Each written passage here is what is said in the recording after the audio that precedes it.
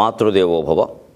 అమ్మయటన్న మాట సుమకారమునందున తావియై మనోజ్ఞమ్మగు పూలమాలయై చల్లని పుష్పమునై సుమమ్ములందమ్ములు జిమ్ము తోటయై దాగుడు మూతల వెనదొంగయై కమ్మగ నెమ్మదిన్ నిలిచి కైతలలో కలకండలద్దెడిన్ కమ్మగ నెమ్మదిన్ నిలిచి కైతలలో కలకండలద్దెడిన్ అమ్మయటన్న మాట.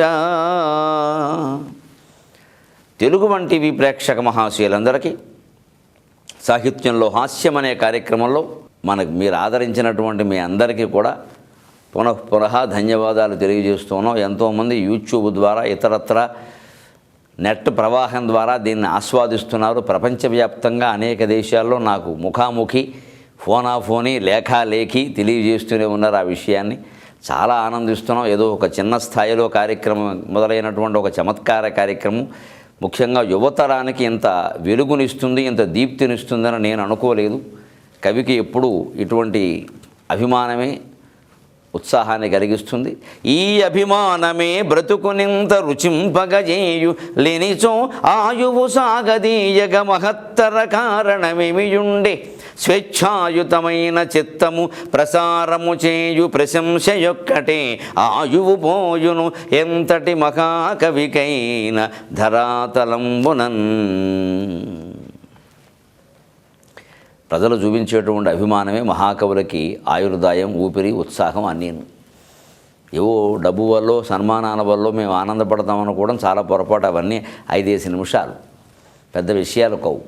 ఎప్పుడూ జనం వింటున్నారు, చూస్తున్నారు, ఆనందిస్తున్నారు అని మా మనస్సులో కలిగే భావనే మా ఆయుర్దాయాన్ని ఇంకో 10 ఏళ్ళు పెంచేస్తూ ఉంటుంది.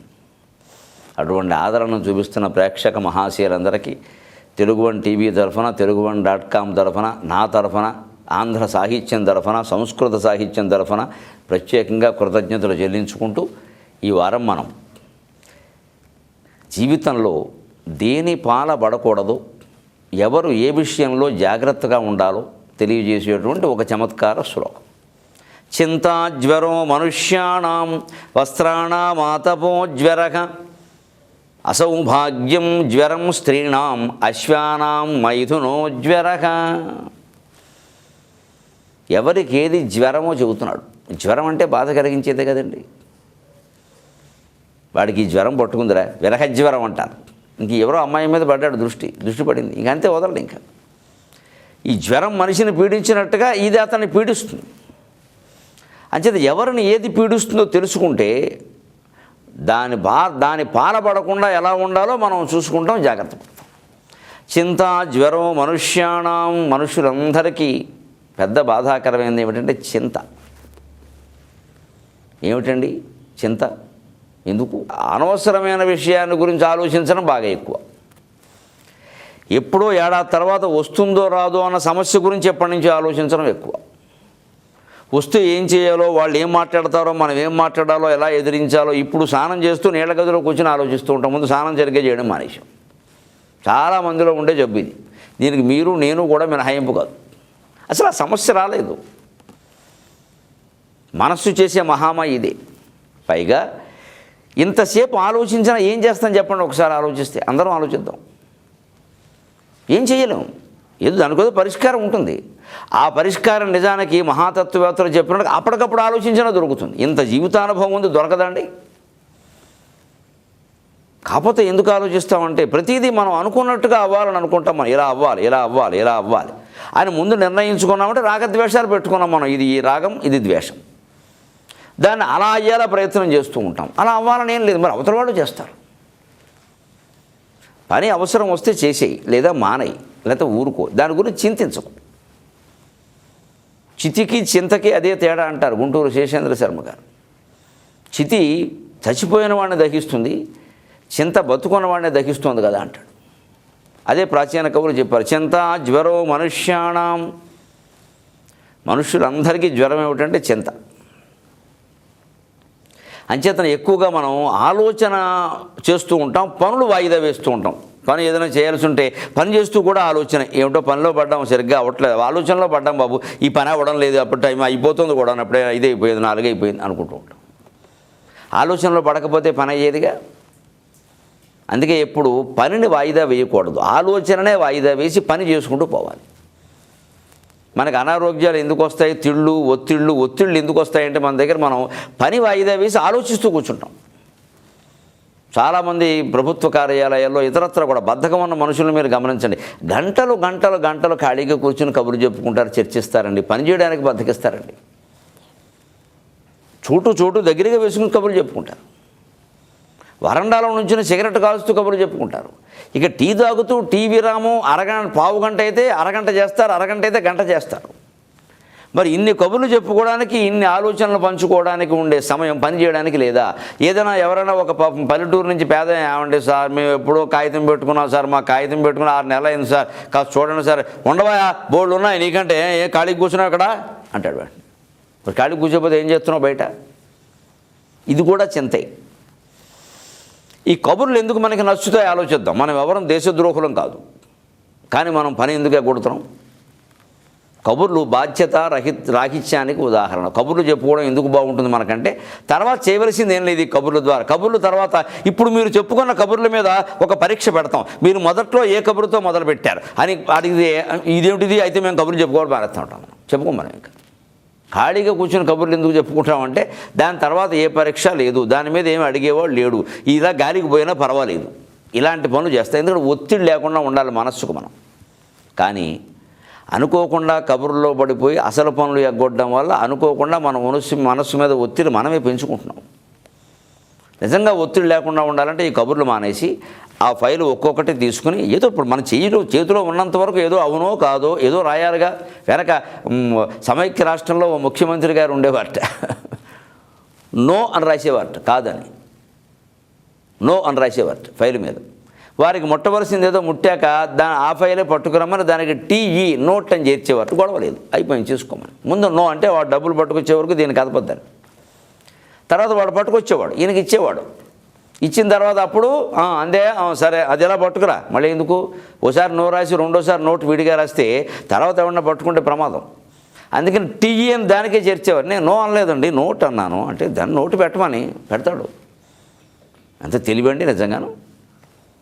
డబ్బు ముట్టకముందు నోయా, ముట్టేసరికి నోట. చాలా బహిరంగంగా చెప్పుకున్నారు ఈ విషయం. ఇప్పుడు అలాగే ముఖ్యమంత్రి అలా ఉంటే ఇప్పుడు మనం గుమాస్తాలు, మనం ఏం చేయగలం? దాని వ్యవహారం ప్రకారం ఏం చేయాలో అది చేయడమే. అది వెంటనే చేసేయచ్చుగా.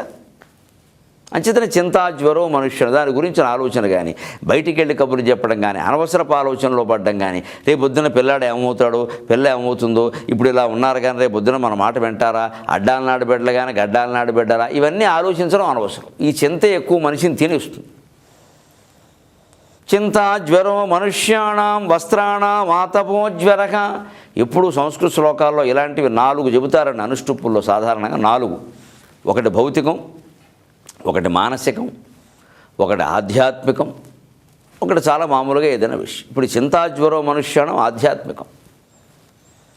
అధ్యాత్మ జీవనంలో ఆనందంగా ఉండాలంటే మనం ఆధ్యాత్మికంగా ఈ చింత ఉండకూడదు. ఎప్పుడు వచ్చినప్పుడు చేసి పారేయడమే, శనకలు తిన్నాం చేతులు కొడుక్కున్నాం, అయిపోయింది. వస్త్రాణం ఆతపో జ్వర, ఇది భౌతికం. బట్టకి ఎండ, అదే దాన్ని బాధ పెడుతుంది. అంటే మరి ఎండ ఏం చేస్తుంది? ఉడికించి వస్తుంది బట్టని, ఎండలో ఎండిపోతుంది. తడవడం బట్టకు ఆనందం, ఎండడం ఆనందం కాదు. కానీ బట్ట తడిస్తే మనకి ఇబ్బంది, అది మనం ఎండడం మనకు ఆనందం. బట్ట ఏమనుకుంటుంది అంటే నన్ను తడిపితే బాగుండు, చక్కగా చల్లగా హాయిగా ఉంటుంది, ఏమిటో ఎండలో పడేసేసారు, తీయడం లేదు, పెడ కాచేస్తుంది, ఒళ్ళు మండిపోతుంది, నాకు ఈ యజమాని ఏమో కింద పడుకున్నాడు, డాబా మీద బట్టలు ఆరేసారన్న విషయం మర్చిపోయాడు వీడు అని బాధపడుతుంటాడు.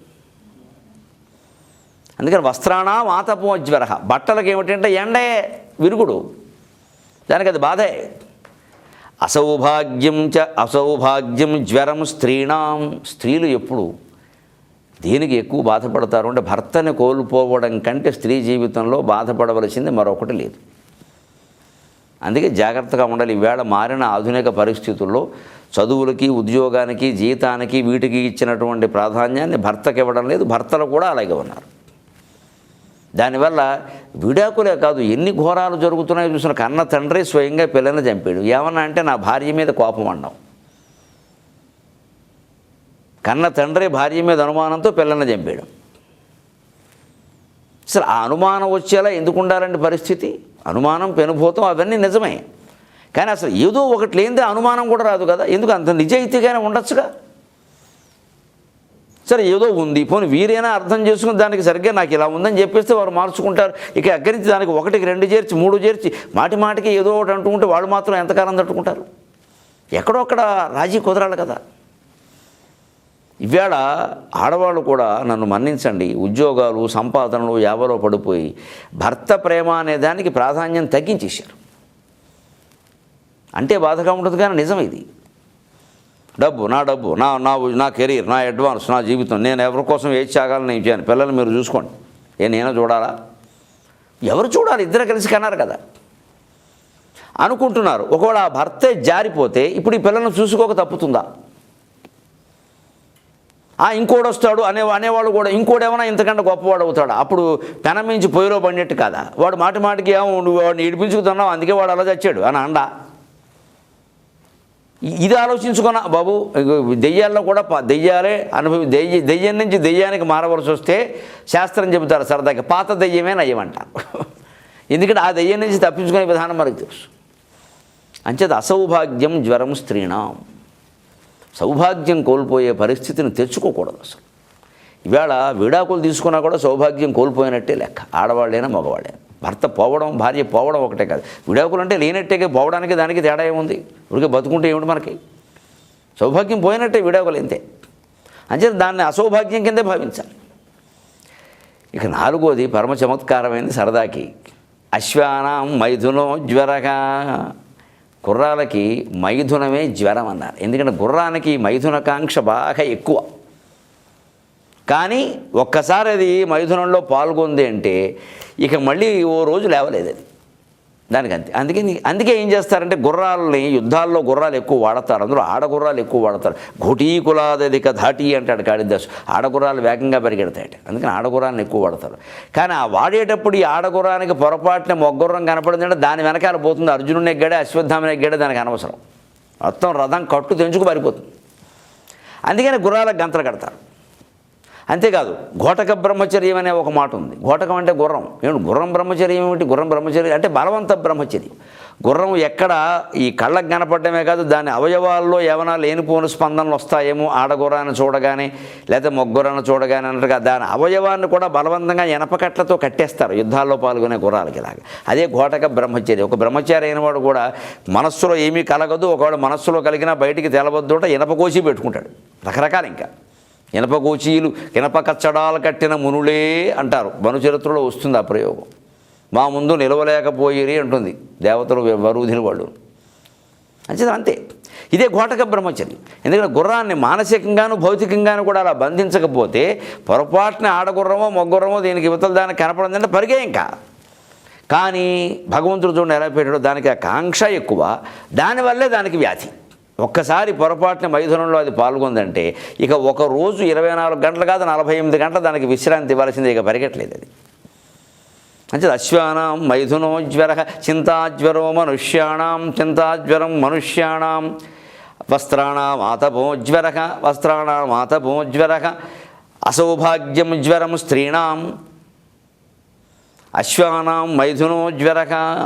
ఈ 4 మనం జాగ్రత్త దృష్టిలో అశ్వాలు కూడా మనకెందుకు, కానీ చింత మనకి రాకుండా చూసుకుంటే, అసౌభాగ్యం రాకుండా స్త్రీలు కాపాడుకుంటే సరిపోతుంది. బట్టలు ఎలాగో బట్టలు గుర్రం మామూలుగా విషయంతో పాటుగా చెప్పినటువంటి విషయాలు.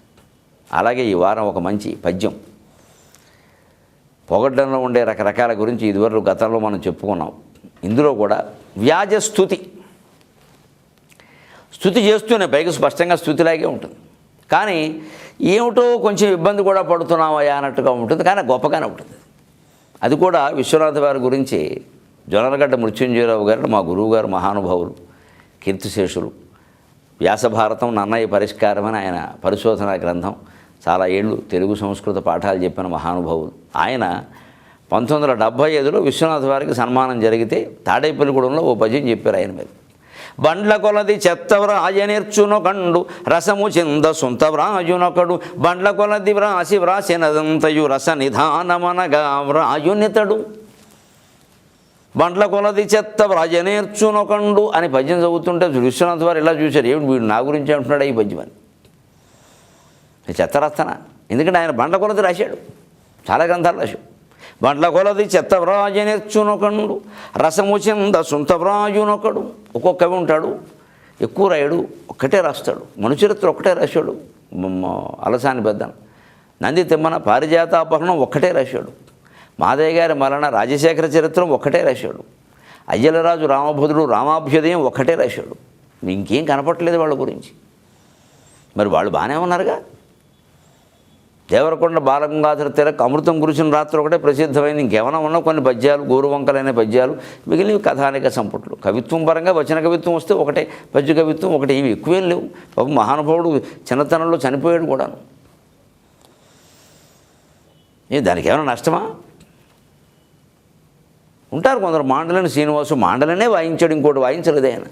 తలుచుకుంటూ నేర్చుకుంటూ వాయించలేడా? చాలా మిగిలిపోయాడు. అది 29 ఏళ్ళకి పద్మశ్రీ వచ్చింది, ప్రపంచవ్యాప్తంగా గుర్తింపు వచ్చింది. ఆయన ఏదో అనుభవించాల్సిన అనుభవించాడు, వెళ్ళిపోయాడు. ఇంకా ఉంటే బాగానే ఉండేదని మనం అనుకుంటాం. కానీ అతని వరకు అతనికి ఆ గొప్పతనం మాండలేని వాళ్ళు వచ్చింది కదా. ఇది ఇలా చూస్తే రసము చెంద సొంత వ్రాయనప్పుడు ఏదో జీవితంలో ఇంకా ఎక్కువ చేయలేదని బాధపడ చేసింది సార్థకం అయిందా లేదా, ముందు అది జనంలోకి వెళ్ళిందా లేదా. కాస్త నలుగురు చదువుకుంటారు, బాగుంది చాలు తీసేయి, అందుకంటే అందుకోసమే కదా మనం చేసింది. ఇంకా ఎవరితోనో పోల్చుకోవడం, వారికి వచ్చిన గుర్తింపు మన రాలేదన్నాం, ఇదంతా అనవసరమైన వ్యవహారం. అందుకే రసము చెంద సొంత వ్రాయనప్పుడు. కొంతమంది బాగా రాస్తారు, చెత్త ఉన్నారు, పేర్లు చెప్పడం అనవసరంగా. శతాధిక గ్రంథకర్త, 100 గ్రంథాలు రాస్తాడు. ఏది ఎవడు చదవడు, వాళ్ళ ఆవిడ కూడా చదవదు. ఆవిడకు విసుగు అసలు. చాలండి ఆనందాన్ని బయట కూర్చోవడం చెబుతుంది ఆవిడ. మీరు ఎడితే గిన్నెలు కడుక్కోవాలంటు.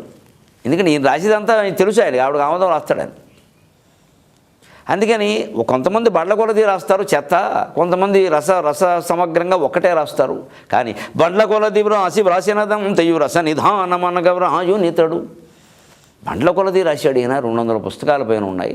వ్యాసాలు, పీఠికలు, ఉత్తరాలు కలిపితే 1000 అవుతాయి. ప్రతి దాంట్లో ఏదో గొప్ప విషయం. ఓ చిన్న మిత్రుడికి ఉత్తరం రాసిన ఓ మంచి వాక్యం ఉంటుంది అందులో, జీవితాంతం గుర్తుపెట్టుకోవాల్సింది. వ్రాసినదంతయు రస నిధానమనగ వ్రాయునితడు. ఈయన రచనలన్నీ బండ్లకెత్తచ్చు. 2 ఏళ్ల బండి మీద సుఖంగా 2-3 బళ్ళు పడతాయి పుస్తకాలు. అలా పేరు ఒక్కొక్కటి 1000 ప్రతులు కాదు, ఒక్కొక్కటి ఒక్కో పుస్తకం అలా పెడితే 2 బళ్ళు అవుతాయి. విశ్వనాథ వారి సాహిత్యం అంతే. అంతయు రసనిధానం అనగా ఏదో ఆ బండి ఊరికే పుస్తకాల బండిలో ఉండదు, చెరుగ్గళ్ళ బండిలో ఉంటుంది. అది రసనిధానం, చెరుగ్గళ్ళ బండిలో ఉంటుంది. ప్రతిపర్వ రసోదయం అన్నట్టుగా, ఏ కణుపు దగ్గరైనా సరే తీపు అన్నట్టుగా. అంచేతన బండ్ల కొలది చెత్త వ్రాజనేర్చునొకండు రసము చెంద సొంత వ్రాయునొకడు. బండ్ల కొలది వ్రాసినదంతయు రస నిధానమనగ వ్రాయునితడు అన్నారు. అలాగే ఈ వారం ఒక మంచి చలోక్తి. ఏమంటే పెళ్లి కూతురుని బొట్టలో కూర్చోబెడతారు కదా, మళ్ళీ పెళ్లి కొడుకును కూర్చోబెట్టరే అన్నారు ఒక అవధానంలో. అప్రస్తుత ప్రసంగాలు. కూర్చోబెట్టడం ఎందుకు నాయన ప్రత్యేకంగా, ఈవిడు కూర్చునేది 5 నిమిషాలే, ఆ తర్వాత వీడు శాశ్వతంగా బొట్టలో పడ్డాడు, మళ్ళీ లేవలేదు నాయన అన్న. అంతేగా మరి అందరం బొట్టలో పడ్డాం, మగాళ్ళు అందరం. మళ్ళీ లేచాము, 30 ఏళ్ళు ఏది నేను లేవలేదు, 300 ఏళ్ళు అయినా ఇప్పుడు లేవడం. అంచేత బొట్టలో పడేయడం అనే ఒక జాతీయం ఉంది కదా. అందుకని ఆ బొట్టలో వారు కూర్చుంటారు, మన పడేశారు నాయన. తేడా అది. కూర్చుంటే ఇబ్బంది లేదు, పడిపోతేనే ఇబ్బంది. అరుగుమి కూర్చుంటే ఇబ్బంది లేదు, అరుగుమి పడిపోతే ఎలాగండి. అందుకని సరదాకి బొట్టలో మరి పెళ్లి కొడుకుని ఎందుకు కూర్చోబెట్టంటే వాడు కూర్చునేది 5 నిమిషాలు ఆయన, తర్వాత ఆవిడ లేచాక వీడు పడ్డాడు శాశ్వతంగా బొట్టలో, ఇక మళ్ళీ లేవడాను. అలా నిజంగా బొట్టలో పడినట్టేగా మరి. అలా ఎన్నో చమత్కారాలు జీవితంలో ఉన్నాయి. ఇటువంటి వ్యాజస్థుతులతో, వ్యాజనందలతో, రకరకాల మంచి చమత్కార శ్లోకాలతో జీవితాన్ని రసభరితం చేసుకోవడం కోసం మళ్ళీ వారం రోజుల్లో మనం కలుద్దాం.